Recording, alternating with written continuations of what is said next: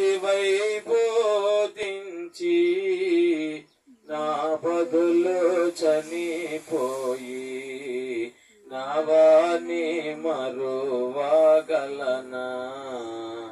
నీవు నా ఋషివై బోధించి నా బదులు చనిపోయి నవాని మరువగలనా? మూడు సిలువలు మోసితివా నాకై, మూడు సిలువలు